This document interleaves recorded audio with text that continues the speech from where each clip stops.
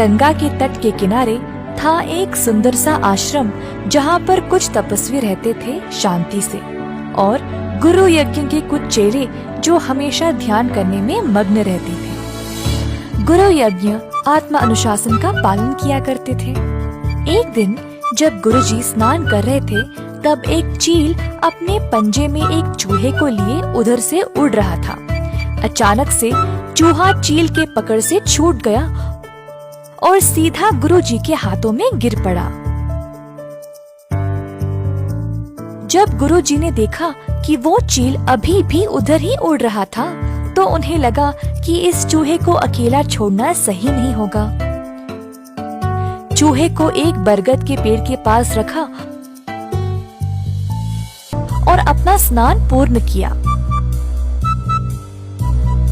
अपनी शक्तियों का इस्तेमाल करके उन्होंने उस चूहे को एक छोटी सी लड़की में बदल डाला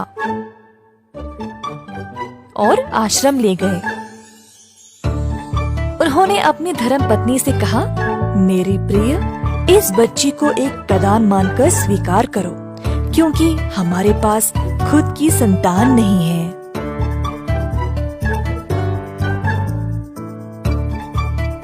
तो छोटी लड़की आश्रम में रहने लगी गुरुजी के ख्याल में।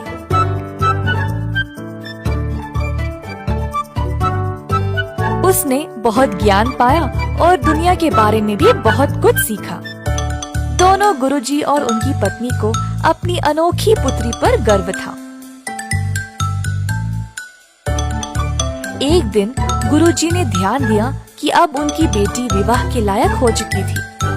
अब क्योंकि वह खुद अनोखी थी, उनको लगा कि उसके लिए कोई अनोखा सहभागी चुनना चाहिए। अगली सुबह अपनी शक्तियों का उपयोग करके गुरुजी ने सूर्य भगवान को बुलाया और कहा, कृपया मेरी पुत्री से विवाह करें। अगर इसकी मर्जी है तो मेरी इच्छा है कि आप इसकी सहभागी बने।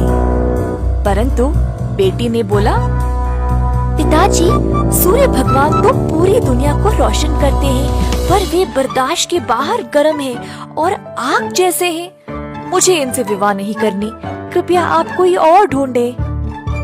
गुरुजी सोचने लगे, सूर्य भगवान से भी अच्छे कौन है? सूर्य भगवान ने सलाह दी, गुरुजी, आप बादल राजा से बात कर सकते हैं। वह मुझसे भी महान है, क्योंकि वह मुझे और मेरी रोशनी को छुपा सकते हैं।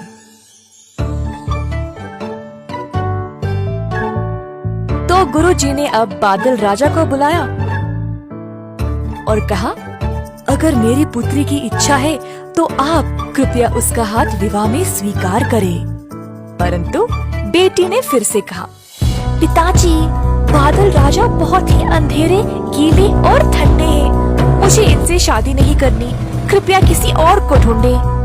गुरुजी सोचने लगे, अब बादलों के राजा से भी महान कौन है? बादल राजा ने सलाह दी, गुरुजी, आप वायु राजा से बात करें। वे मुझसे भी महान हैं, क्योंकि वे मुझे उड़ा सकते हैं। तो गुरुजी ने अब वायु राजा को बुलाया। अगर मेरी पुत्री की इच्छा है तो आप कृपया उसका हाथ विवाह में स्वीकार करें। परंतु बेटी ने कहा, पिताजी, वायु राजा बहुत ही बेचैन और तेज है, हर समय दिशा बदलते रहते हैं। मुझे इनसे शादी नहीं करनी, आप किसी और को ढूंढे। गुरुजी फिर से सोच में पड़ गए, अब वायु राजा से भी महान कौन है? वायु राजा ने सलाह दी, गुरुजी, आप पर्वत महाराज से बात कर सकते हैं। वे मुझसे भी महान हैं, क्योंकि वे मुझे रोक सकते हैं। तो गुरुजी ने अब पर्वत महाराज को बुलाया और कहा, अगर मेरी पुत्री की इच्छा है तो आप कृपया उसका हाथ विवाह में स्वीकार करें। पर बेटी फिर से बोल उठी, पिताजी, पर्वत महाराज बहुत ही सख्त और कठोर है, वह एक ही जगह रहते हैं। मुझे इनसे शादी नहीं करनी, कृपया आप किसी और को चुने। गुरुजी सोचने लगे, अब पर्वत महाराज से भी महान कौन है? पर्वत महाराज ने सलाह दी, क्यों ना आप चूहे के राजा से बात करें, वह मुझसे भी महान है, क्योंकि वे मुझ में भी छेद बना सकते हैं।